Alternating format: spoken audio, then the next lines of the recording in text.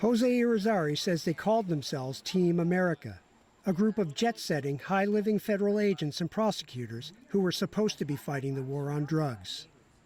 But the former Drug Enforcement Administration star says they all knew that war was unwinnable, so they were going to milk it for all it was worth.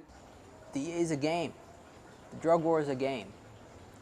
It was a very fun game that we were playing. The 48-year-old Irizarry pleaded guilty in September 2020 to 19 criminal counts, including bank fraud and diverting millions in drug proceeds.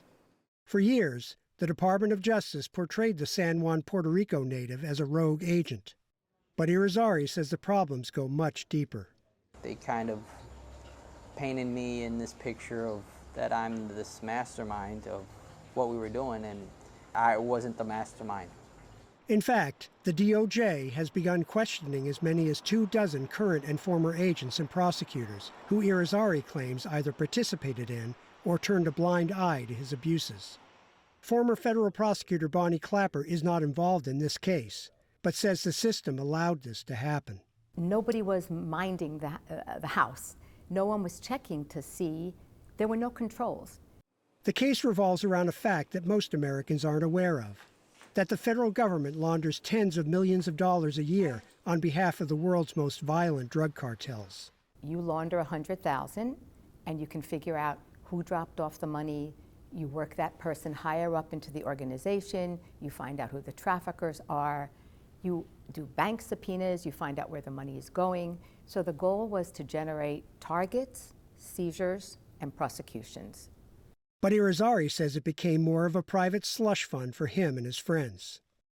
He has implicated a list of former colleagues in Miami, accusing them of lining their pockets and falsifying records to pay for parties and overseas jaunts. It was mostly about drinking and girls. And then we sprinkled in a couple work things in there, but it was more of a party first, work second type of deal. He says it paid for parties with prostitutes on a yacht in Cartagena, Colombia, lap dances at this now shuttered Dominican strip joint, dinner at this swanky Madrid restaurant, and tickets to a Real Madrid soccer match, even jewelry from the famed luxury boutique Tiffany's.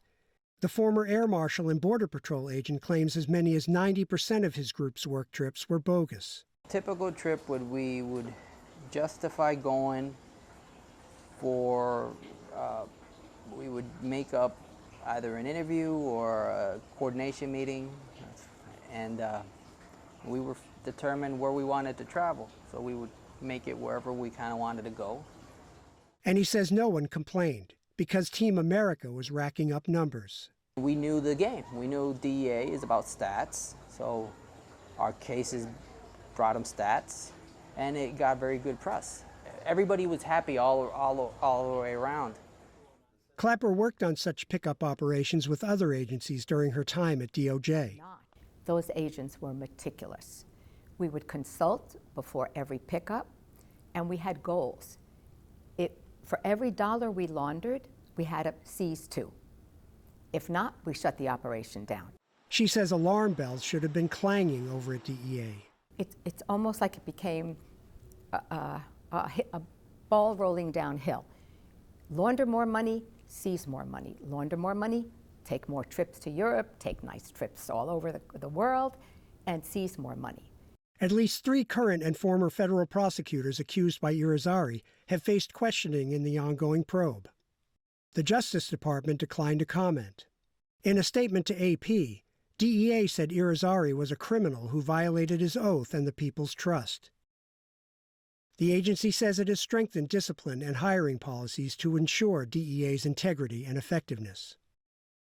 An Inspector General's report slammed the agency for failing to oversee these stings. The audit found that DEA hadn't submitted annual reports to Congress about the undercover operations since at least 2006. Ann Milgram, the DEA's new administrator, has ordered an outside review of the agency's foreign operations, which is ongoing. Earlier this year, Irizarry agreed to speak with the AP in Puerto Rico before saying goodbye to family.